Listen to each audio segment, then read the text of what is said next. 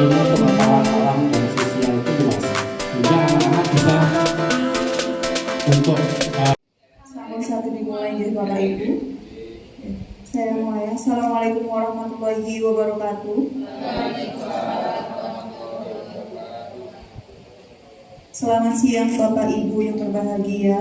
Pertama, marilah kita panjatkan puji dan syukur atas kehadirat Allah Subhanahu wa Ta'ala yang telah memberikan kesempatan kita semua dapat berkumpul di acara ini dan juga memberikan keselamatan, kesehatan sehingga kita dapat berkumpul di aula tanpa halangan suatu apapun. Shalawat salam semoga tetap tercurahkan kepada junjungan kita Nabi besar Muhammad SAW yang telah melimpahkan syafaatnya nanti di yaumul qiyamah.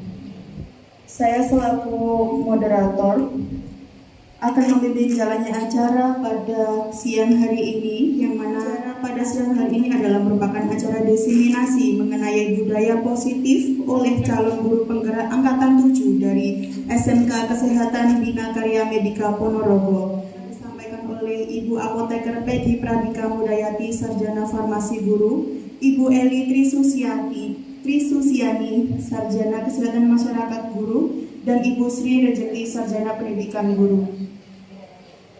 Sebelum memulai acara, berikut serangkaian acara yang akan berlangsung pada siang hari ini. Acara yang pertama yakni pembukaan, kedua penyajian materi, acara yang ketiga yakni tanya jawab, dan acara yang keempat yakni penutup. Langsung saja ke acara yang pertama yakni pembukaan. Marilah kita buka acara pada siang hari ini dengan bacaan basmalah. Bismillahirrahmanirrahim. Acara yang selanjutnya yakni acara penyajian materi, merupakan acara yang utama pada siang hari ini. Materi yang akan dibahas yakni tentang budaya positif. Saya persilakan untuk Ibu calon guru penggerak memaparkan materinya. Terima kasih. Assalamualaikum warahmatullahi wabarakatuh. Yang telah diberikan oleh moderator. Jadi pada siang hari ini dengan berdirinya kami bertiga di sini, mohon izin Bapak Ibu untuk berbagi pengalaman baik dari apa yang sudah kami dapatkan di program CCP Angkatan 7 ini. Okay.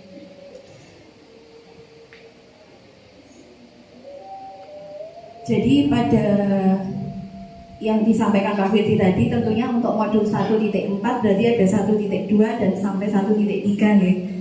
Jadi yang untuk pada kesempatan pagi siang hari ini kami akan menampilkan yang 1.4, yaitu penerapan budaya positif di lingkungan sekolah. Sebetulnya untuk budaya positif ini saya melihat sudah banyak diterapkan di sekolah kami, di sekolah kita ya. Jadi kita tinggal melihat aja apakah nanti melanjutkan atau ada beberapa yang mungkin harus diperbaiki. Yang saya sampaikan yang pertama ini adalah budaya positif, kemudian disiplin positif, ada teori kontrol dan teori. Jadi budaya positif ini adalah kebiasaan-kebiasaan baik yang sudah dilakukan oleh siswa-siswa kita, yang sudah dilakukan oleh kita sebagai pendidik dan seluruh warga sekolah, yang akhirnya tumbuh menjadi karakter-karakter baik. Dan budaya positif ini nanti bermuara pada satu nilai, yaitu nilai universal atau nilai kebajikan. Kemudian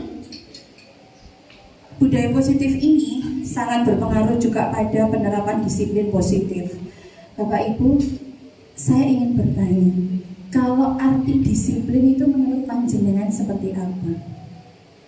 Pak Nasrul, ribon Pak Nasrul. Patuh, nggih, leres. Bu Yuli, sami Bu Yuli, patuh, setuju? Melaksanakan sesuatu sesuai kriteria aturan. Jadi penerapan disiplin ini kepatuhan, ketaatan, benar nggih? Jadi kalau kita ibaratkan, saya ambil contoh saja, kedisiplinan kita masuk di kelas, otomatis di sini. Kemudian dengan disiplin positif ini juga akan menumbuhkan kesadaran para siswa kita untuk memberdayakan anak untuk melakukan sesuatu tanpa sokongan. Nah, barangkali kalau kita memberikan tugas kepada siswa, memberikan LKPD untuk dikerjakan. Nah, ada beberapa, kamu harus mengerjakan ini. Kalau tidak, nanti kamu saya suruh keluar. Kalau tidak, kamu saya suruh. Itu mempunyai disiplin yang sesuai dengan kesadaran dirinya sendiri. Sebenarnya ini beberapa contoh nih, karena saya lihat kalau kebiasaan di sekolah kita itu sudah banyak yang sesuai dengan apa yang saya dapatkan di modul 1.4 ini. Yang pertama ini adalah disiplin tata tertib sekolah. Jadi setuju sekali ya kalau para siswa ketika memasuki lingkungan sekolah dicek dulu atributnya, kemudian berbaris sebelum masuk kelas. Ini ada beberapa yang mungkin karena pandemi kemarin kita tidak melakukannya lagi, ya, karena memang harus membatasi interaksi antar siswa juga. Nah, ini mungkin barangkali setelah ini pandemi sudah berakhir bisa digalakkan lagi, ya. Kemudian penerapan 5S, senyum, sapa, salam, sopan dan santun. Ini meskipun ya memang dirasa masih kurang karena ada pandemi kemarin, kita seyogyanya juga memupuk kembali agar anak-anak tumbuh nilai kebajikan, berakhlak mulia dan akan tercapai dengan baik. Nah, kemudian pembacaan Asmaul Husna ini juga sudah kita lakukan, dan di hari Jumat juga membaca surah Yasin, ya. Nah, ini dilakukan sebelum pelajaran dimulai. Kemudian berdoa. Nah, ini juga kemarin kita melakukan di awal, tapi setelah pandemi kita tidak melakukan lagi, ya. Jadi mungkin barangkali bisa digalakkan lagi nanti untuk menyanyikan lagu Indonesia Raya atau lagu nasional. Mungkin dijadwal seperti dulu, lagu Indonesia Raya pada hari Senin atau lagu nasional lainnya pada hari-hari berikutnya. Kemudian pembiasaan sholat duha dan zuhur, ini juga meningkatkan jiwa religius dari siswa dan ketakwaannya dalam beragama kepada Tuhan yang Maha Esa. GLS ini sempat kita tinggalkan juga, Bapak Ibu, ya. Karena menurut saya GLS ini merangsang peserta didik untuk berpikir kritis, sehingga bisa digalakkan lagi buku yang di literasi tidak hanya pada mata pelajaran atau mungkin buku lain yang ada di rumah yang dimiliki siswa, ataupun mungkin dalam artikel atau yang ada. Nah, jadi akan menimbulkan motivasi dari dalam siswa. Nah, kemudian cinta lingkungan, ini juga saya seringkali melihat kepedulian siswa ini sangat kurang. Jadi sebaiknya kita juga memberikan teladan atau contoh kepada peserta didik bagaimana cara mencintai lingkungan. Jadi nanti ketika kita sudah memberikan contoh, lebih mengena untuk anak-anak belajar dari kita. Kemudian kepedulian. Nah, ini yang sering kita lupakan pada saat jam-jam produktif ataupun biasanya guru mapel yang menggunakan lab bahasa atau lab komputer. Sebelum dan sesudah menggunakan lab sebaiknya ada piket, ya, ada piket sehingga untuk menumbuhkan tanggung jawab dan kemandirian siswa. Kemudian teori kontrol, ini ternyata setelah saya mempelajari modul 1.4 ini yang bisa mengontrol diri kita itu adalah diri kita sendiri. Kita tidak bisa mengontrol orang lain, Bapak Ibu. Jadi dalam penerapan budaya positif ini dibutuhkan kontrol yang baik dari dalam diri kita. Nah, teori motivasi ini saya juga belajar di modul 1.4. Satu contoh seperti yang dijelaskan oleh Pak Taha tadi tentang kedisiplinan kita dalam memasuki kelas, memulai pembelajaran pada pagi hari. Nah, kalau kita kemungkinan dari motivasi ini mana dari Bapak Ibu? Apakah untuk menghindari ketidaknyamanan? Oh, nanti kalau saya datang terlambat pasti akan dimarahi oleh Pak Taha. Atau ya wes aku tak setengah itu. biar nanti dilem sama Pak Taha. Atau yang nomor 3, untuk menjadi orang yang seperti yang kita inginkan, menghargai diri kita sendiri. Mana Bapak Ibu? Iya. Yakin? Saya lakukan selama ini ternyata di modul 1.4 ini tidak pas, ya, tidak sesuai. Karena di sini panjenengan lihat bahwa kita memberikan hukuman yang dilakukan secara tiba-tiba tanpa ada kesepakatan dari siswa, itu tidak akan menjadikan anak lebih baik. Contohnya, saya seringkali melihat anak yang terlambat. Karena sering berarti saya mesti akan, ya sudah, kamu membersihkan toilet, membersihkan kamar mandi. Padahal itu tidak diperbolehkan. Jadi tidak ada jaminan anak itu menjadi lebih baik. Itu ya. Nah, itu sering saya lakukan. Saya menyadari diri saya sendiri ya. Nah, yang kedua, konsekuensi yang sudah melibatkan siswa dan guru. Ini satu contoh, tadi pagi saya keinget pada saat waktu Bu Yuli bercerita bahwa jam mapelnya bahasa Jawa banyak anak-anak yang belajar membuka pelajaran saya. Nah, kalau di sini Bu Yuli nanti menanyakan kepada siswa tersebut, ya sudah, kamu mengerjakan tugas bahasa Jawa di jam istirahat. Berarti itu namanya konsekuensi. Sudah ada melibatkan siswa dalam memperbaiki atau kesalahan dari yang dia lakukan. Nah, yang ketiga ini yang harapan kita seperti ini ternyata Bapak Ibu, restitusi. Jadi ini merupakan proses penyelesaian masalah siswa dengan menumbuhkan motivasi intrinsik. Kalau dari hukuman dan konsekuensi tadi, siswa tidak akan sadar bahwa dirinya salah dan tidak akan bisa memberikan solusi bagaimana ya saya mau memperbaikinya. Jadi saya dihukum Bu Peggy membersihkan kamar mandi, ya sudah. Tapi besok tidak ada jaminan dia tidak akan mengulangi buatan. Konsekuensi juga sama. Oh, saya akan mengerjakan bahasa Jawa di istirahat. Tapi besok kalau ada mapel saya di waktunya Bu Yuli juga akan sama. Jadi yang kita inginkan adalah yang nomor 3 ini adalah restitusi. Nanti akan disampaikan lebih lanjut oleh Bu Sri. Okay. Kemudian teori penghargaan, dan ini saya juga belajar banyak. Terkadang memang kita kalau ada siswa yang bisa mengerjakan satu soal, kita memberikan penghargaan misalkan. Tetapi pemberian penghargaan yang berlebihan ini tidak baik.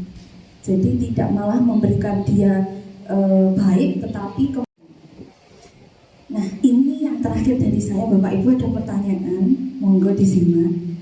Sebagai seorang guru, saat Anda hadir mengajar di kelas tepat waktu, motivasi apakah yang mendasari tindakan Anda? Nah, apakah Anda datang karena tidak ingin ditegur oleh atasan? Atau apakah Anda ingin mendapatkan pujian dari atasan panjenengan? Seperti yang sudah saya sampaikan ya. Atau yang ketiga, Anda menghargai waktu dan menghargai diri Anda sendiri sebagai contoh para siswa, sebagai teladan para siswa, dan menghargai nilai-nilai yang sudah panjenengan percaya. Yang mana ini Bapak Ibu? Tiga. Biasanya sih paling kata-katanya panjang itu jawabannya. Terus terima kasih. Ya, itu aja yang dapat saya sampaikan pada budaya positif ini. Kemudian akan berlanjut ke narasumber yang kedua, Bu Eli. Monggo silakan Bu Eli. Akhir kata saya, wassalamualaikum warahmatullahi wabarakatuh. Assalamualaikum warahmatullahi wabarakatuh. Selamat siang Bapak Ibu sekalian. Sebelum saya melanjutkan presentasi hari ini, saya ada sedikit pantun untuk Bapak Ibu. Pergi ke pasar membeli mangga, tidak lupa membeli gurita. Mari kita bersama belajar untuk SMK kita tercinta.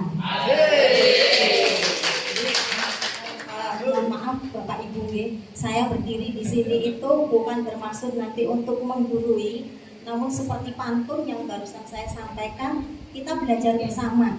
kita sharing bersama terkait dengan pengalaman mungkin yang sudah Bapak Ibu berikan di kelas yang Bapak Ibu ampu. Bapak Ibu. Kemudian juga ada sedikit tadi kita sudah mendengarkan yang Bu Baiki sampaikan, jadi tentang budaya positif. Di sini ada memang beberapa mindset perubahan yang harus sedikit kita rubah, Bapak Ibu, seperti tadi yang sudah disampaikan oleh Bu Baiki. Terus kemudian di sini saya melanjutkan untuk memantapkan karakter dan juga peradaban kita sebagai pengajar itu untuk lebih memantapkan dalam budaya positif. Di sini itu adalah dengan penerapan langkah kita, ya. Langkah kita yang pertama itu adalah dengan keyakinan kelas. Namun sebelum nanti saya membahas keyakinan kelas, saya akan membahas dulu atau kita belajar bersama dulu tentang nilai-nilai kebajikan. Jadi saya nanti akan menyampaikan nilai-nilai kebajikan, kemudian pembentukan keyakinan kelas dan juga kebutuhan dasar manusia. Ya. Baik, mungkin Bapak Ibu, apa itu yang dimaksud dengan nilai-nilai kebajikan? Ada yang mau menyampaikan? Di sini ya, sifat-sifat positif manusia yang merupakan tujuan mulia yang ingin dicapai setiap individu. Mungkin Bapak Ibu ada yang bisa memberikan contoh nilai kebajikan ini apa ya? Jujur, boleh. Disiplin, ya.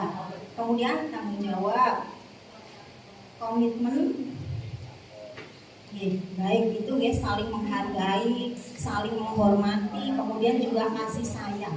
Ya Bapak Ibu. Kemudian di sini muaranya adalah supaya tercipta profil pelajar Pancasila. Jadi mungkin Bapak Ibu juga tidak asing ya, karena kita di kelas 10 itu juga sudah melaksanakan kurikulum merdeka. Ada 6 dimensi, kira-kira apa Bapak Ibu? Yang pertama, sebelum gotong royong, beriman, bertakwa, dan berakhlak mulia. Jadi kita ulang kembali. Jadi profil pelajar Pancasila itu ada 6 dimensi. Yang pertama, di sini beriman, bertakwa kepada Tuhan Yang Maha Esa dan berakhlak mulia. Kemudian yang kedua ada mandiri, bernalar kritis. Kemudian berkebinekaan tunggal, bergotong royong, dan terakhir adalah kreatif. Contoh yang sudah saya amati di sekolah kita, seperti kemarin di acara kelas meeting ya, Bapak Ibu, Mapel P5 ini menggelar panen karya, begitu ya, dengan bertemakan P5 ini. Jadi siswa itu melakukan suatu karya, kemudian mereka tampilkan di acara kelas meeting. Itu ya Bapak Ibu. Kemudian lanjut seperti yang tadi saya sampaikan, untuk memantapkan karakter, kita mempelajari selanjutnya itu adalah keyakinan kelas. Mungkin Bapak Ibu bertanya, mengapa sih harus keyakinan kelas? Bukan kok peraturan saja. Sebelum itu dijawab, ini ada pertanyaan ya, mengapa kita memiliki peraturan tentang penggunaan helm pada saat mengendarai kendaraan roda 2 atau motor? Kira-kira apa Bapak Ibu? Untuk keselamatan. Kemudian kalau yang kedua di sini, mengapa kita memiliki peraturan tentang penggunaan masker dan mencuci tangan? Untuk keselamatan juga, untuk kesehatan. Nah, di sini nilai-nilai keselamatan dan kesehatan ini yang kita yakini adalah sebagai nilai-nilai kebijakan universal atau nilai-nilai kebajikan. Ya, nilai-nilai kebajikan. Jadi tadi balik lagi, nilai kebajikan tadi apa Bapak Ibu? Nilai positif yang ada pada diri kita manusia ini untuk tujuan yang mulia. Jadi kalau misalkan kita melanggar, apa yang terjadi? Kira-kira ya konsekuensinya kita tanggung sendiri. Jadi misalkan kita tidak pakai masker di dalam kerumunan, artinya misalkan di situ terjangkit suatu wabah atau virus, kita juga akan terkena. Jadi Bapak Ibu, jadi Di sini motivasi yang ada di keyakinan kelas ini kita munculkan dari dalam diri sendiri, seperti tadi yang disampaikan oleh Bu Peggy. Jadi akan lebih tergerak dan bersemangat jika kita melakukannya itu betul-betul dari dalam diri kita sendiri, bukan dari paksaan atau dari luar atau ekstrinsi. Terus kemudian dilanjut di sini bagaimana pembentukan keyakinan sekolah atau kelas. Yang pertama lebih abstrak daripada peraturan. Maksudnya di sini kalau peraturan itu kan biasanya panjang dan dibuatnya adalah sepihak. Dari sekolah membuat, kemudian ditempel di sekolah dan anak mengerjakannya sesuai dengan apa yang diperintahkan, tidak bermakna. Ngoten nggih Bapak Ibu. Kemudian yang kedua berupa pernyataan universal, seperti yang tadi sudah saya sampaikan. Nilai-nilai universal ini betul-betul munculnya dari dalam diri sendiri supaya mereka bisa tergerak dan bersemangat untuk melakukannya. Kemudian dibuat dalam bentuk positif. Ini maksudnya sebagai contoh, misalnya ada anak membuang sampah sembarangan. Kalau dalam bentuknya peraturan, biasanya jangan buang sampah sembarangan. Namun kita ganti, kata-katanya menjadi positif. Kira-kira bagaimana Bapak Ibu? Buanglah sampah pada tempatnya. Seperti itu Jadi kita ubah kalimatnya menjadi bentuk yang positif. Next, kemudian di sini sedikit saja agar mudah diingat. Jadi biasanya kita membuat keyakinan kelas ini dengan siswa ada kesepakatan dan sedikit sesuai kelasnya masing-masing, tidak perlu terlalu banyak. Kemudian sesuai dengan kondisi kelas dan sekolah, jadi kita adakan seperti curah pendapat seperti itu ya. Jadi mereka menginginkan kelas yang seperti apa. Kemudian di sini, ini perbedaannya dengan peraturan tadi. Kalau peraturan itu kan hanya sepihak, jadi hanya dari sekolah saja. Namun di sini kita melibatkan siswa supaya ada komunikasi antara siswa dan juga guru. Selain itu juga memberikan edukasi juga kepada siswa supaya dia mau mengutarakan pendapatnya. Bapak Ibu. Kemudian di sini contoh-contoh kegiatan membuat keyakinan kelas. Yang pertama saya lakukan itu seperti tadi saya sampaikan, berdiskusi tentang peraturan. Nah ini kita lakukan curah pendapat. Contohnya bagaimana Bapak Ibu? Kita pancing-pancing siswa kita itu bagaimana kelas yang dia inginkan. Contohnya misalnya ketika kita mengikuti pelajaran supaya kita baik, itu sikap kita bagaimana? Kemudian supaya kita juga tidak ketinggalan, kita harus bagaimana? Datang ke sekolah itu bagaimana? Seperti itu Bapak Ibu. Terus kemudian contoh lagi, misalnya ada teman yang berbicara, sikap kita bagaimana? Itu kita pancing-pancing agar mereka itu mau mengeluarkan pendapatnya. Kemudian selanjutnya kita lakukan perumusan peraturan menjadi satu keyakinan. Jadi di sini mereka membuat dan juga di sini didesain supaya lebih menarik, mungkin menggunakan Canva atau menggunakan apa sesuai kreativitas mereka masing-masing. Di sini. Terus kemudian di sini yang dia tulis dalam kertas-kertas kecil tadi itu ditempelkan. Ya, jadi kegiatan selanjutnya adalah menempelkan keyakinan kelas ini dalam satu tempat. Itu Bapak Ibu.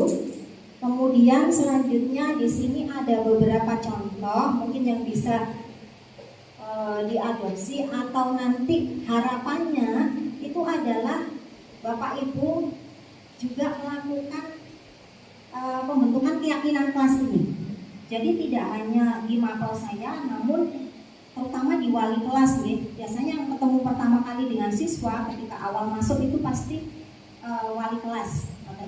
Jadi ketika awal pembelajaran, ketika kita melakukan kontrak pembelajaran dengan siswa, nah itu kita lakukan pembentukan keyakinan kelas ini. Ini ya Bapak Ibu, contohnya tadi yang setelah kita pancing-pancing dengan beberapa pertanyaan, ini maksudnya supaya dia muncul idenya, muncul kreativitasnya. Apa yang dia inginkan dalam kelas tersebut? Oke, ini ada disiplin waktu. Kemudian belajar dengan antusias, seperti yang tadi saya sampaikan. Misalnya di sini, ketika ada teman yang presentasi, itu siswa harus mendengarkan dengan baik. Di sini ada ini ya, menghargai teman atau guru yang sedang berbicara. Kemudian juga di sini, seperti tadi juga disampaikan oleh pemateri Bu Peggy, di sini juga ketika bertemu dengan Bapak Ibu guru kita harus bagaimana? Jadi, di sini menerapkan 5S, sapa, salam, senyum, sapa, salam, dan sopan santun. Itu ya Bapak Ibu. Next, kemudian ini yang saya buat keyakinan kelas ketika praktikum di laboratorium. Karena kita ada kompetensi, ada 3 kompetensi, mungkin nanti di farmasi akan berbeda dengan keyakinan kelas yang saya buat. Ini beberapa contoh di Bapak Ibu. Lanjut, kemudian tadi di sini ada satu lagi materi di Bapak Ibu. Belum ngantuk ya? Ya. Jadi tadi, ketika seseorang melakukan satu kegiatan, itu pasti ada yang mendasari atau yang melatar belakangi, yaitu adalah kebutuhan dasar manusia. Di sini ada 5 kebutuhan dasar manusia menurut modul pembelajaran yang saya pelajari di budaya positif ini di modul 1.4. Ini ada 5. Ini menurut Dr. William Glasser dalam teorinya The Choice Theory. Mungkin ini teman-teman perawat ini juga mempelajari ini, namun berbeda teorinya. Yang pertama itu adalah bertahan hidup atau survival. Di sini kebutuhan hidup yang berhubungan dengan apa Bapak Ibu? Makan, minum, tempat tinggal, kesehatan, gitu ya. Kemudian yang kedua kasih sayang dan rasa diterima atau love and belonging. Di sini kebutuhan yang berhubungan dengan psikologis. Jadi disayangi dan menyayangi, kemudian dihargai dan menghargai, kemudian juga rasa diterima di mana? Di dalam kelompok, di dalam kelas seperti itu. Kemudian kebutuhan yang ketiga yaitu kekuasaan atau power. Di sini adalah kebutuhan yang berhubungan dengan pengakuan atas kemampuan. Contohnya bagaimana Bapak Ibu? Jadi dia secara kompetensi atau secara skill prestasi ini diakui. Ngerti ya Bapak Ibu? Next, kemudian kebebasan atau freedom. Nah, di sini berhubungan dengan anak-anak ini tidak mau terikat. Ngerti ya Bapak Ibu? Ada waktu-waktu senggang yang dia ingin liburan, dan dalam liburan ini dia menggunakan waktunya untuk mengeksplor, untuk mencoba hal-hal baru yang mereka anggap itu adalah satu kesukaan, ya. Kemudian di sini kesenangan atau fun.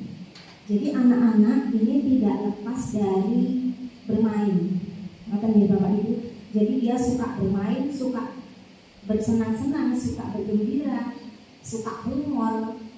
Jadi kalau kita kaitkan mungkin dalam pembelajaran di sini, bagaimana juga kita menciptakan pembelajaran itu yang bisa membuat senang anak-anak didik kita. Jadi dia tidak acuh-acuh atau misalkan kita tanya dia diam aja, tidak seperti itu. Tapi kita buat mereka senang. Next, Bapak Ibu, di sini ada contoh. Ada contoh seorang anak yang bernama Dimas. Dia di akhir pekan dia belajar menyetir mobil. Sampai akhirnya dia bisa dan lancar. Kemudian ibunya bertanya, di sini deh, Dimas, apa yang membuat kamu itu bisa menyetir mobil? Ini ada beberapa jawaban dari Dimas ini yang nanti coba Bapak Ibu analisis ini masuk kebutuhan dasar yang mana. Next nih. Nah, yang pertama Bapak Ibu, aku merasa bangga dan keren. Ini kira-kira masuk kebutuhan dasar yang mana dari kelima tadi? kebutuhan tentang skillnya dia, tentang pengaktualisasian diri, dihargai, dihormati, jadi kompetensinya gitu ya. Kemudian yang kedua, dia bisa jalan-jalan naik mobil sama teman-teman. Ini kira-kira kebutuhan dasar apa? Ketahuan. Jadi di sini kebebasan. Jadi dia mengeksplorasi dirinya untuk bisa mencoba-coba hal-hal baru. Kalau biasanya ke sekolah naik motor, ini sesekali naik mobil. Itu satu kebebasan. Terakhir, menyetir mobil itu seru. Kira-kira ini kebutuhan dasar apa Bapak Ibu? Apa?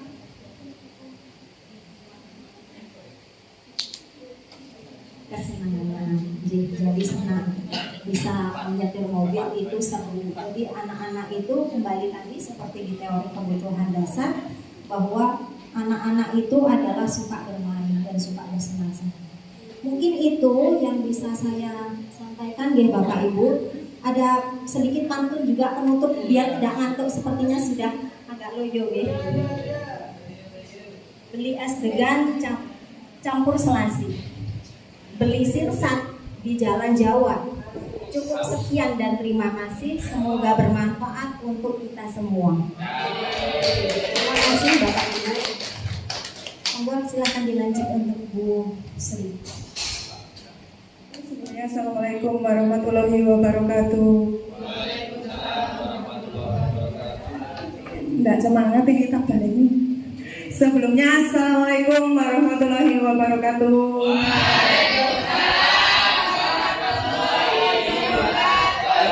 Alhamdulillah masih semangat ya. Ini saya melanjutkan dari apa yang disampaikan oleh Bu Peggy dan Bu Eli tadi mengenai budaya positif. Nah, di sini kita mulai merefleksikan diri. Kita sebagai guru berefleksi di penerapan disiplin di kelas yang sudah kita ampu itu seperti apa.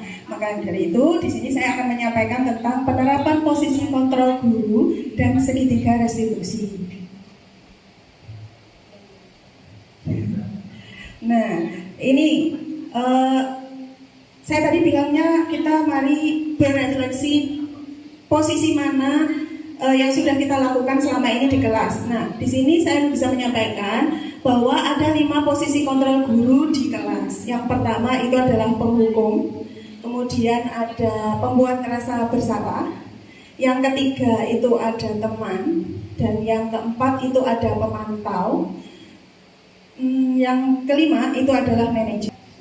Di sini sebagai penghukum ada kalimat-kalimat yang biasanya disampaikan oleh seseorang yang merupakan tipe penghukum. Contohnya adalah patuhi aturan saya, awas kalau tidak. Nah, jadi ada kalimat-kalimat yang diucapkan secara verbal itu sedikit mengintimidasi siswa seperti itu. Terus kamu selalu saja salah. Terus ada lagi selalu, pasti selalu yang terakhir selesai. Jadi ini kita sudah ngejat siswa. Kita melakukan hukuman itu kan tidak hanya secara fisik, kadang bisa secara verbal seperti itu. Nah, kalau kita di posisi penghukum, terus apa efeknya di siswa?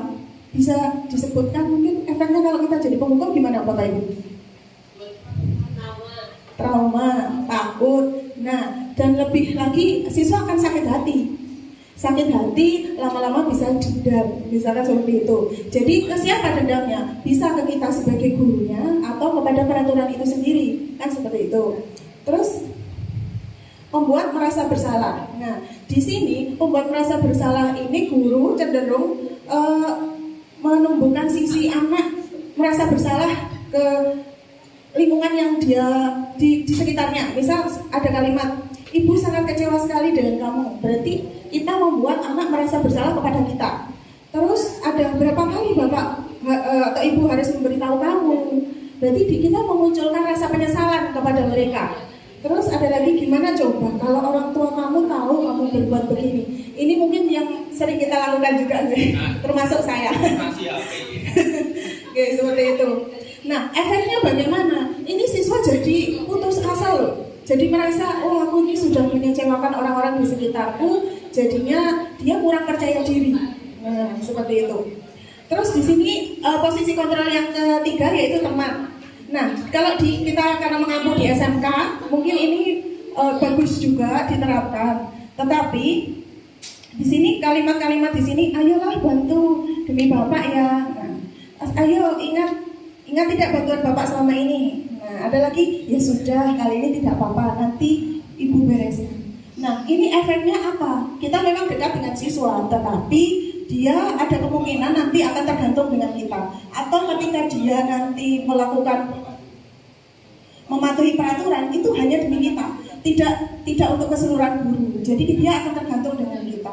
Terus ada lagi, misal dia akan merasa hormatnya kepada kita itu akan berkurang. Contohnya, wah enggak Bu Sri, sabar kan gitu. Jadi kan akhirnya tak apa-apa, gampang nggak Bu Sri, nah, seperti itu.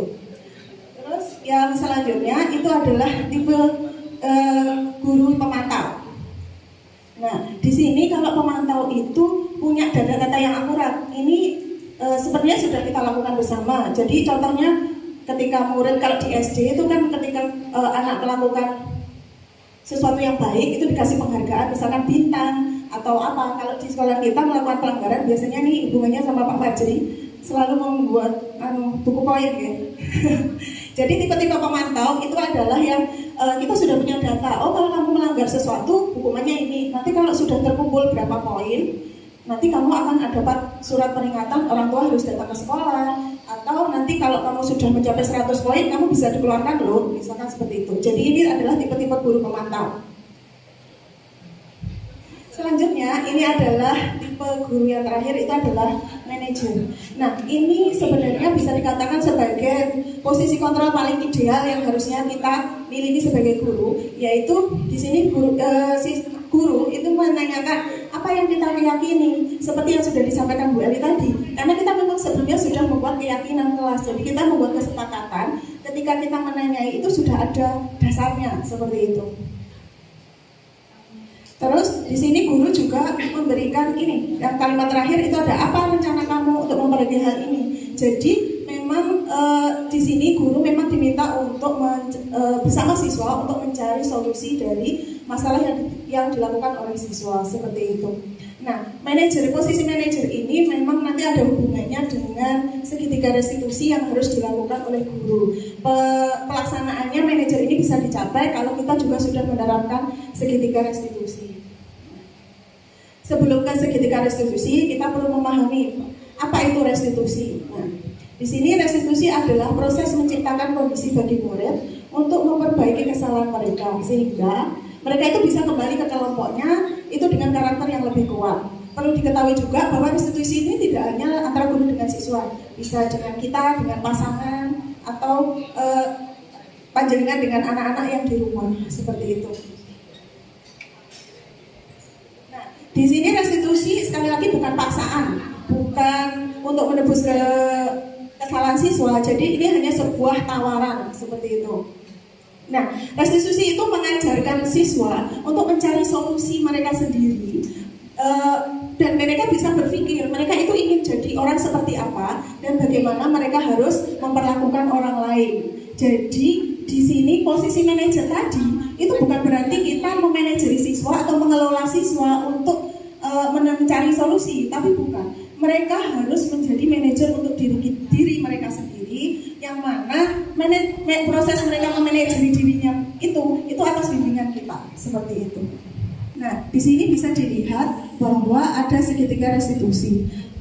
Ada tahapan-tahapan dalam segitiga restitusi. Ini sebenarnya tidak saklek seperti ini, tapi urutan seperti ini bisa sebenarnya tidak saklek, intinya seperti itu. Tapi identitas, yang kedua adalah validasi tindakan yang salah, kemudian menanyakan keyakinan. Sekali lagi, keyakinan itu harus kita bentuk sebelum pembelajaran dimulai. Jadi di awal-awal tahun atau di awal ini, semester ini cocok sekali untuk melaksanakan keyakinan kelas atau pembentukan kesepakatan kelas, seperti itu. Menstabilkan identitas, ini kenapa harus dilakukan? Karena siswa ini sebenarnya kan berusaha memenuhi kebutuhan dasar yang dia butuhkan atau yang harus dia penuhi, seperti yang disampaikan oleh Bu Eli tadi. Nah, ketika dia kebutuhannya ini tidak terpenuhi, akhirnya terjadi siswa ini ketika melakukan pelanggaran itu kita anggap sebagai siswa yang gagal. Nah, bagaimana dari siswa yang gagal ini kita menstabilkan identitasnya menjadi siswa yang sukses seperti itu. Ini kalimat-kalimat yang bisa kita ucapkan kepada mereka bahwa berbuat salah itu tidak apa-apa loh, gitu. Karena manusiawi kita melakukan sebuah kesalahan. Terus bisa juga kita mengatakan bahwa saya juga pernah melakukan kesalahan seperti itu. Atau lagi bisa kamu di sini misalkan Busi tidak mencari kesalahan atau siapa yang salah. Jadi kita berusaha sama-sama mencari solusi dari permasalahan ini. Seperti itu. Di posisi selanjutnya yaitu ada validasi tindakan yang salah. Dalam melakukan suatu pelanggaran, itu siswa pasti ketika dia melakukan tindakan ketidakdisiplinan, itu pasti ada kebutuhan dasar yang tidak terpenuhi oleh dia, kan seperti itu. Nah, di sini kita memvalidasi, oh padahal kamu bisa ya melakukan yang lebih buruk dari ini. Contoh, misalkan ada siswa yang misuh atau mengumpat seperti itu. Kita kan bisa, nggak perlu dipraktekkan ya Pak. Nah, misalkan dia bertengkar sama temannya, dia pisu-pisuan seperti itu. Sebenarnya kita bisa memvalidasi bahwa tindakan itu salah, itu dengan kita padahal kamu bisa melakukan yang lebih buruk, misalkan jotosan atau jebak-jebakan. Nah, ternyata dia hanya dia masih kategori hanya di mulut saja, tidak berupa tindakan. Nah, tapi kita perlu memvalidasi bahwa tindakan itu adalah tindakan yang salah dan sebenarnya ada misalkan dia boleh melakukan sesuatu itu karena memang ada yang perlu kamu lindungi seperti itu. Terus yang ketiga itu adalah menanyakan keyakinan. Nah, karena tadi sudah ada keyakinan kelas yang dibuat, jadi kita ketika proses yang segitiga restitusi yang pertama dan kedua sudah terpenuhi, kita boleh mengkaitkan dengan apa yang sudah dia yakini. Oh ini loh, berarti ada yang kamu langgar dari keyakinan. Lah, kalimat-kalimat yang bisa diucapkan bisa dibaca di sini bahwa apa yang kita percaya sebagai keyakinan kelas atau keluarga. Terus apalagi misalkan kamu ingin menjadi orang yang seperti apa. Nah, ini kita berusaha memancing mereka untuk mencari solusi dari apa yang mereka lakukan. Jadi proses manajer tadi disempurnakan dengan segitiga restitusi seperti itu. Nah, di sini saya juga pernah melakukan praktek penerapan segitiga restitusi. Memang sebagai bagian tugas dari CGB ya. Ini bisa dibagi monggo untuk berbagi YouTube-nya monggo. Ini bisa jenengan lihat di YouTube saya. Itu saya melakukan segitiga restitusi. Ini proses syutingnya memang rekayasa, tapi memang benar-benar kejadian ini terjadi dan saya lakukan juga seperti itu. Sambil melihat bisa saya tanyakan juga, mungkin bisa ada salah satu guru yang menyampaikan sebenarnya sebagai guru selama ini posisi kontrol mana yang sudah saya lakukan. Mungkin Pak Fajri ke depan buat teman-teman. Silahkan, monggo.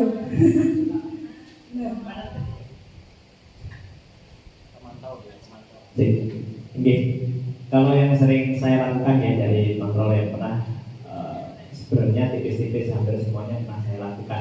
Tapi lebih kepada yang pemantauan, pemantauan karena biasanya sebelum tindakan diberikan kontrol kepada siswa, memang kesepakatan antara mungkin wali kelas dan juga BK. Jadi sini juga setelah terkait dengan tata tertib dan yang lainnya. Nah, maka saya tidak memantau aja, tidak memantau. Itu yang lebih sering saya lakukan seperti itu. Terima kasih, tepuk tangan untuk Pak Fajri. Kalau panjenengan saya boleh berbagi sedikit, itu mungkin kalau dari saya sendiri sebagai guru, yang posisi kontrol yang sudah saya lakukan itu memang lebih banyak itu ke teman.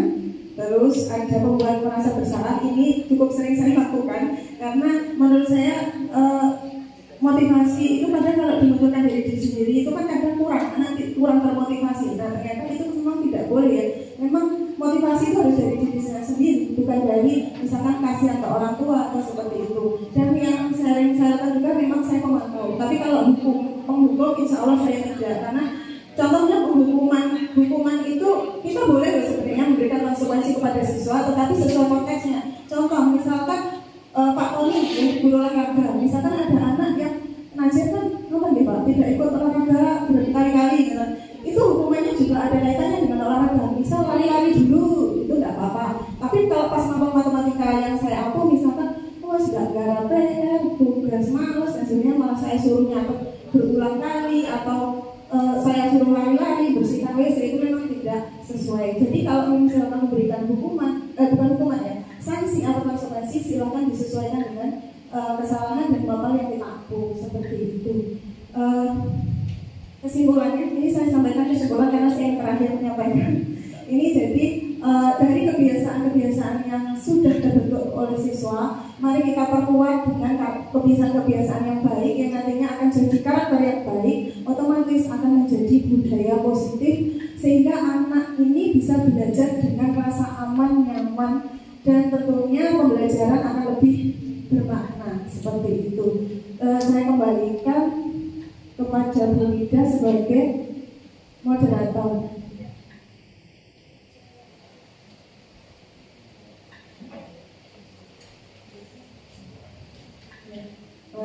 Luar biasa sekali atas pemaparan dari ibu-ibu calon guru penggerak. Silakan dilanjutkan yang mulia. Ya, demikian pemaparan materi tentang budaya positif yang telah dipaparkan oleh ibu-ibu calon guru penggerak pada siang hari ini. Acara selanjutnya ya, ini masih ada lagi ya, masih semangat ya Bapak Ibu ya. Ya, harus semangat karena ini acara yang selanjutnya itu tanya jawab ya.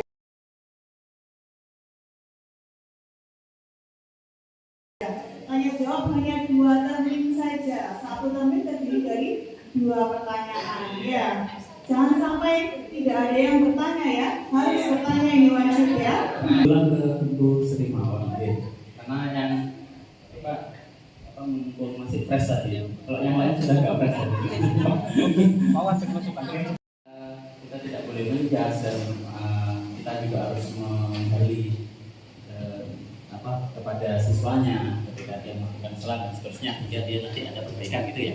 Nah, masalahnya bukan masalah, tantangannya di sini di SMK BKM bagaimana misal jika siswa tersebut ketika kita ajak bicara, kita ajak omong terkait itu tadi kesalahannya dia ingin kita menggali dan seterusnya, tapi anaknya tidak paham, gak mudeng, dan ketika dia ngomong kita pun jadi gak mudeng. Jadi tidak ada komunikasi interaktif yang baik gitu ya.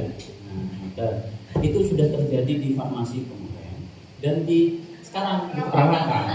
Nah, bagaimana itu mengatasi itu tadi komunikasi yang tidak efektif yang terjadi ketika kita mau melakukan hal seperti itu.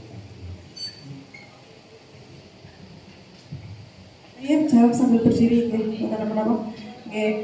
Pertanyaannya sangat luar biasa dari Pak Firdi. Sebenarnya saya sendiri secara pribadi ya pernah mengalami hal yang seperti itu. Dulu tuh saya dulu sebelum saya ikut guru penggerak itu ya saya stres otomatis ya. Waduh, ini harus saya tangani dengan cara yang bagaimana? Ternyata setelah saya mengikuti guru penggerak dan mempelajari modul 1.4, memang kita cenderung tidak melaksanakan posisi kontrol di guru itu secara benar. Kadang kita merasa, yo aku benar, kamu salah, kan gitu. Kita sebagai guru itu merasa paling benar, seperti itu. Kadang solusi itu kita yang menawarkan.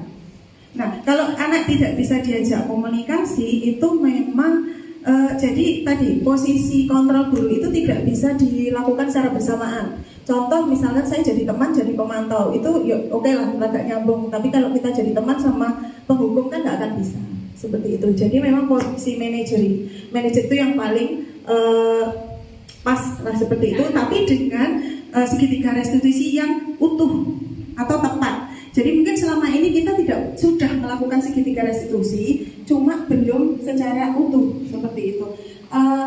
Bagaimana cara mengajak komunikasinya? Kan kita harus tahu karakteristik siswanya duluan.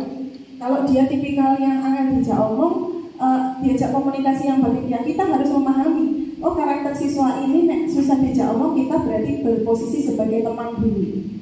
Kita memposisikan diri sebagai teman, kita ajak ngobrol, ya ojo langsung ke kesalahannya. Jadi ya diajak ngobrol apa gitu loh, dipancing-pancing dulu, misalkan seperti itu. Baru kemudian posisi manajer itu bisa kita lakukan dengan sekali lagi dengan proses segitiga restitusi yang utuh. Jadi tidak terpotong. Saya ingat, saya itu ada pertanyaan di salah satu modul itu, modul 1.4 Mas ya.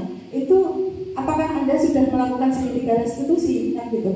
Saya jawab, saya sudah, tapi saya belum melakukannya secara utuh. Saya hanya, saya menstabilkan identitas, memvalidasi kesalahannya, tapi saya lupa menanyakan keyakinan. Saya memberikan solusi kepada anak, tanpa anak tahu solusi ini bukan dari dirinya. Nah, sekarang kita waktunya berubah. Kita harus bisa, solusi yang bisa kamu tawarkan itu seperti apa, seperti itu. Jadi sekali lagi kalau anak tidak bisa diajak komunikasi, alon-alon dulu kita berposisi sebagai teman, baru nanti posisi yang lain kita masuk ke sana, seperti itu. Mungkin bisa ditambah. Menambahkan dari Bapak Ibu, jadi ketika memang siswa-siswa kita ini ada yang bermasalah, itu pastinya yang harus kita lakukan itu adalah pendekatan secara personal. Kita ajak ngomong dia dari hati ke hati, katanya Bapak Ibu. Kemudian tadi sudah juga disampaikan oleh Bu Sri. Jadi kalau kita tidak bisa mengatasi sendiri, kita berkolaborasi. Berkolaborasi dengan siapa? Ya rekan sejawat kita, misalnya dengan guru BK kita dulu. Kita ajak ngomong untuk mencari solusi kalau anak seperti ini itu bagaimana. Kemudian selain itu juga kita harus berkolaborasi dengan orang tua juga. Jadi mengajak ngobrol kebiasaan dia itu di rumah bagaimana, agar supaya kita itu juga ketika di sekolah itu tahu betul karakternya anak seperti apa. Terus kemudian kalau semuanya mentok, ya kita balik lagi, kita harus berdoa, mendoakan anak-anak atau peserta didik kita supaya bagaimana dia lebih baik lagi. Ngoten ya Bapak Ibu, itu mungkin senjata kita yang andalan yang terakhir ngoten untuk supaya peserta didik kita itu menjadi lebih baik lagi. Ngoten. Mungkin bisa bukan.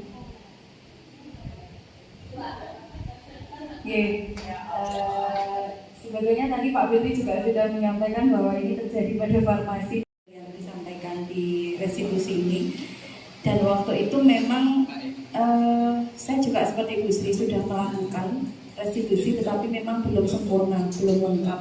Artinya pada saat itu saya hanya mencari apa sih sebetulnya ini yang dimaksud nanda kan Pak ya?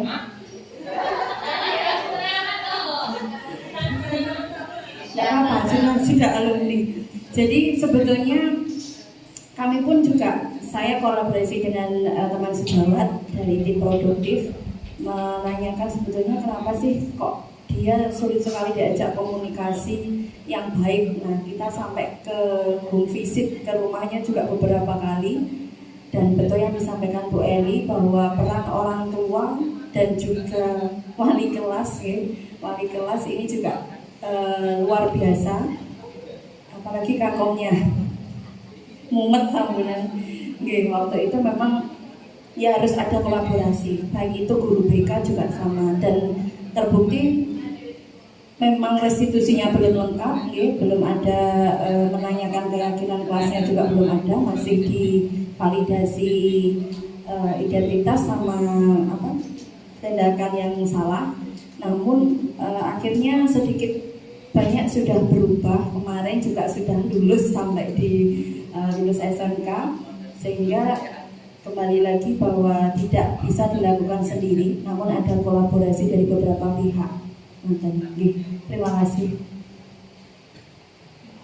Sudah dijawab dari 3 narasumber langsung, Ribon Pak Firly. Sudah puas dengan jawabannya? Ya. Masih ada satu pertanyaan lagi untuk termin pertama, monggo Bapak Ibu. Terlambat atau melanggar sesuatu, nah itu kan akan mendapat hukuman A, B, C, nah seperti itu Bu. Tapi kalau pas pada waktu itu kita sudah membuat keyakinan kelas, tapi ada beberapa guru yang mungkin jadi membela gitu Bu, seperti membela, berarti ini tidak boleh dilakukan, terus dibiarkan saja, nah seperti itu. Nah itu bagaimana Bu untuk cara mengatasinya? Terima kasih. Terima kasih, pertanyaan yang luar biasa ini. Jadi biasanya kalau ada anak yang melanggar itu ibunya dalam arti di sini wali kelas itu pasti sedikit membela ngoten nggih Bapak Ibu. Jadi ketika kita membuat satu keyakinan kelas, di sini itu harus kita bicarakan juga konsekuensinya. Jadi misalkan kalau melanggar, nanti apa yang harus dia kerjakan, apa yang harus dia lakukan. Mungkin seperti itu nih Bapak Ibu. Jadi kita komunikasikan juga di awal supaya tidak terjadi apa, kalau melanggar terus dibela. Ini jadi akhirnya keyakinan kelasnya kan jadi tidak ada tidak bermanfaat ngoten nggih. Karena seperti mental seperti itu. Padahal ini keyakinan kelas ini kan kita bentuk sebagai suatu curah pendapat, di mana di situ kalau keyakinan kelas sudah ditampilkan itu adalah bentuk dari kelas yang mereka inginkan. Jadi supaya mereka nyaman, aman, dan juga di kelas itu pembelajaran bisa berjalan baik seperti itu kan, kita buatnya itu adalah dengan seperti itu. Dan harapannya di dalam keyakinan kelas itu kan muncul motivasi dari dalam diri dia sendiri. Jadi ada supaya dia lebih bersemangat, lebih tergerak hatinya, ngoten nggih. Jadi di sini harus kita sampaikan juga konsekuensinya, mungkin seperti itu nggih. Mungkin dari saya itu mungkin bisa menambahkan. Sedikit menambahi, itu tadi kan bagaimana kalau ternyata guru lain itu ternyata malah membela tindakan yang salah, kan seperti itu. Saya tambahkan itu mungkin ya kita keyakinan kelas itu bukan hanya yang membuat wali kelas, bukan. Jadi setiap guru itu kalau bisa membuat keyakinan kelasnya masing-masing, keyakinan kelas mata pelajaran seperti itu. Ketika kemarin saya itu membuat keyakinan kelas matematika. Nah, ketika itu sudah kesepakatan saya dengan siswa, ya sudah itu jangan lupa disosialisasikan, makanya ditempelkan, kan seperti itu. Ketika ditempelkan, ketika ada guru yang lain masuk, silakan ditunjukkan, oh ini loh kesepakatan. Jadi ini jadi kesepakatan kita warga sekolah. Jadi nanti budaya positif ini yang akan terbentuk. Jadi bukan hanya keyakinan kelas. Awalnya memang dari keyakinan kelas, jadinya keyakinan sekolah, jadinya membudaya secara positif di lingkungan sekolah seperti itu. Sampun Bu Dewi. Kali ini saya tidak lengkap kalau belum ada refleksi dari Bapak Ibu peserta diseminasi. Mungkin ada yang mau menyampaikan refleksinya, monggo Bu Desi kan? Monggo maju di sini mau.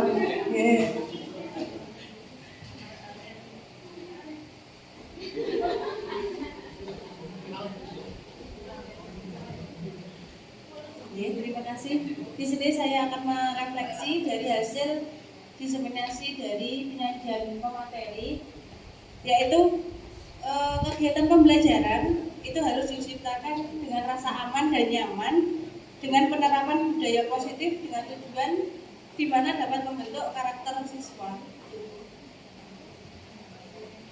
Terima kasih, tepuk tangan untuk Ibu Desita. Terima kasih. Di sini saya tutup dari pemateri dulu ya Bu. Terima kasih atas perhatian Bapak Ibu semuanya.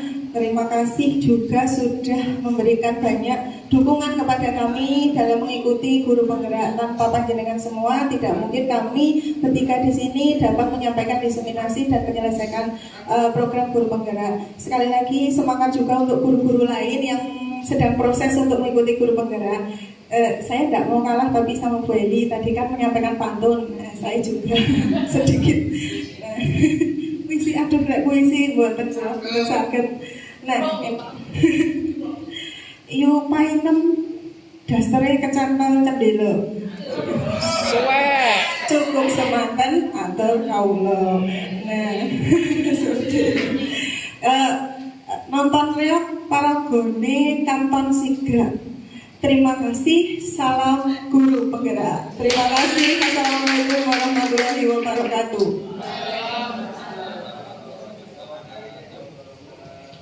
Diseminasi akhir tentang budaya positif di SMK Kesehatan Natalia Medika Ponorogo telah usai. Saya selaku moderator pada siang hari ini mohon maaf atas kekurangan maupun kata-kata yang salah. Ya, atas perhatian Bapak Ibu saya aturkan terima kasih. Assalamualaikum warahmatullahi wabarakatuh.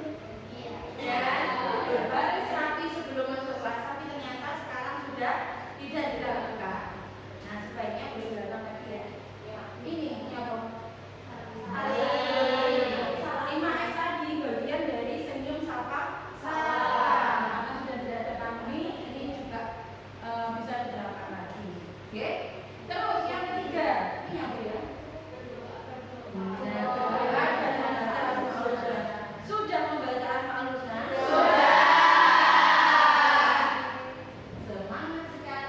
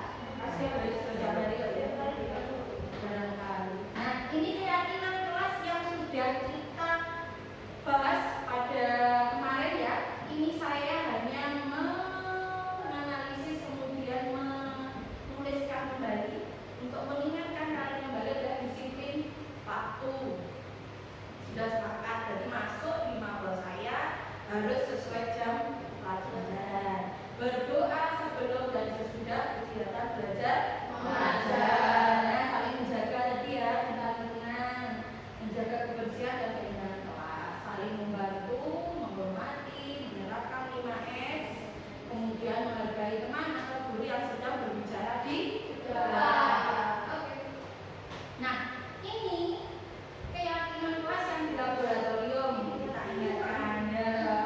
Selalu membersihkan lab sebelum dan sesudah melakukan praktikum. Nah, karena pelajaran saya juga ada yang benar ya, mengambil dan mengembalikan bahan habis pakai pada tempatnya. Ya, ini tepat waktu, berdoa sebelum dan sesudah praktek, jurnal juga harus dibuat, menjaga kebersihan, membuang sampah pada tempatnya, ya kan? Terus yang terakhir, membawa jas lab dan kotak praktikum. Terakhir ini peralatan yang pecah wajib untuk diganti. Terus ya. Nah, yang mau saya sampaikan berikutnya adalah teori motivasi. Teori motivasi ini, kalau kita lihat ya, kamu ketika masuk ke kelas, datang ke sekolah, dari ketiga ini, mana yang menjadi motivasi dari dalam diri kalian?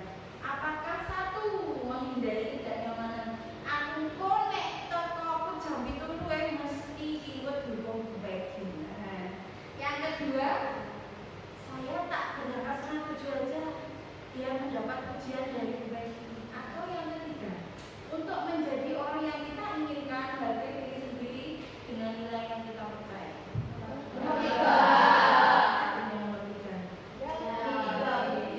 Biasanya kalau tulisannya ini panjang itu jawabannya. Ya, jadi saya berharapnya kalian mempunyai motivasi ini. Kenapa? Nah, ini loh, motivasi itu ada dua. Yang pertama intrinsik, jadi motivasi yang timbul dari dalam diri kita sendiri. Makanya ini kalau tadi kita bilang masalah teman tadi, ya, ada nggak kira-kira motivasi intrinsik?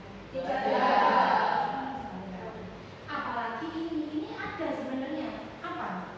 Yang motivasi dari kalian loh, untuk mengajak dia lebih baik, mengingatkan untuk masuk sekolah, itu kan sebenarnya intrinsik. Nah, makanya sampai sekarang kita juga belum tahu ya, intrinsiknya ini loh yang belum, bagaimana cara menunjukkan. Nah, itu aneh. Sekarang ada pertanyaan yang terakhir. Ketika kalian datang ke sekolah tepat waktu, motivasi apa yang anda satu? Tidak ingin ditegur oleh guru, gitu, karena ingin mendapat pujian atau menghargai diri sendiri.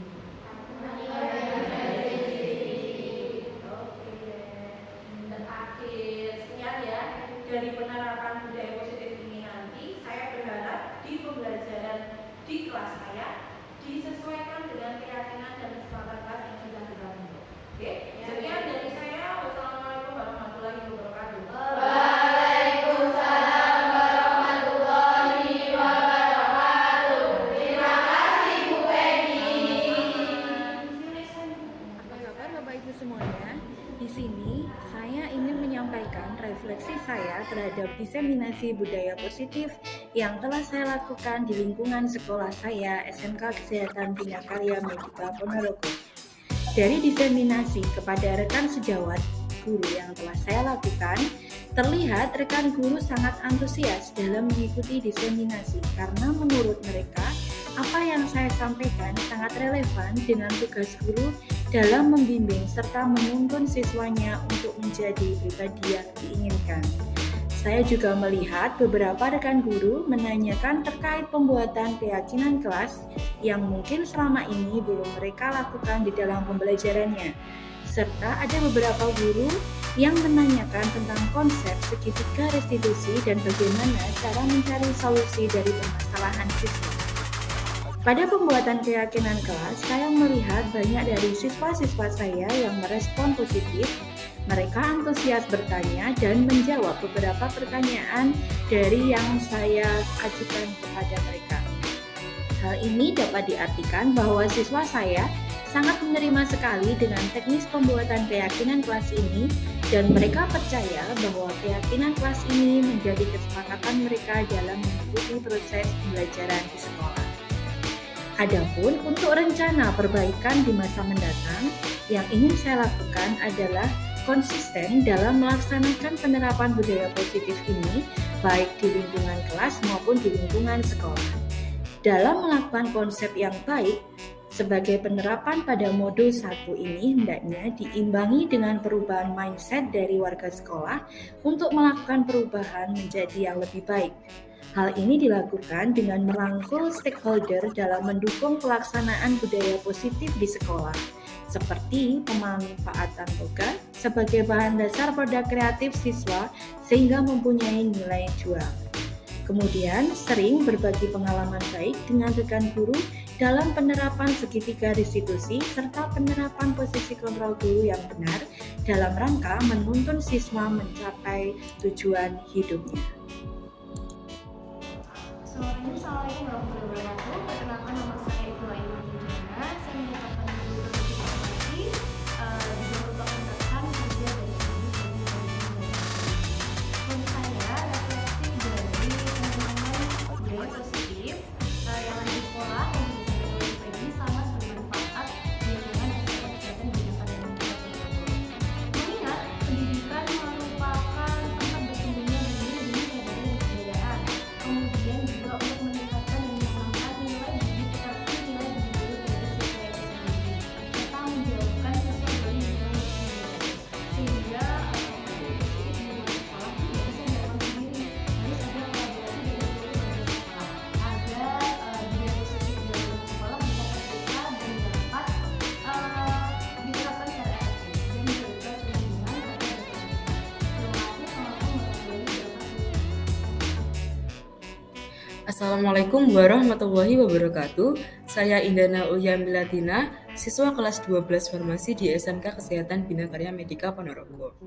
Menurut saya, refleksi penyampaian budaya positif yang disampaikan oleh Bu Peggy sangat bermanfaat bagi kami para siswa.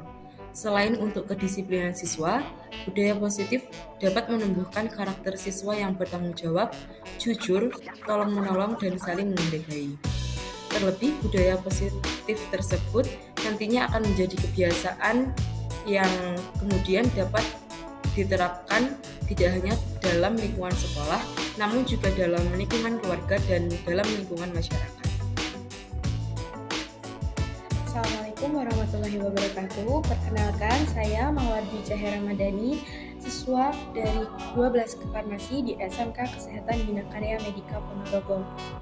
Menurut pendapat saya, refleksi penyampaian budaya positif yang disampaikan oleh Bu Peggy terhadap siswa-siswi sangat berdampak positif bagi kami, karena dapat diterapkan di lingkungan sekolah maupun masyarakat, akan dapat menumbuhkan karakter yang bertanggung jawab, tolong-menolong, serta peduli terhadap sesama dan lingkungan. Budaya positif yang dapat diterapkan di lingkungan sekolah dapat mengubah pola kedisiplinan siswa-siswi terhadap tata tertib yang ada di sekolah.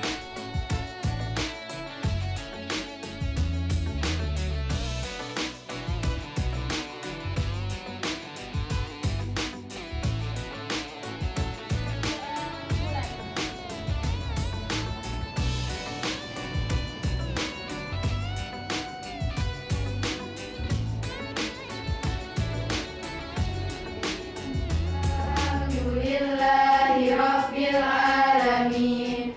Nas'aluka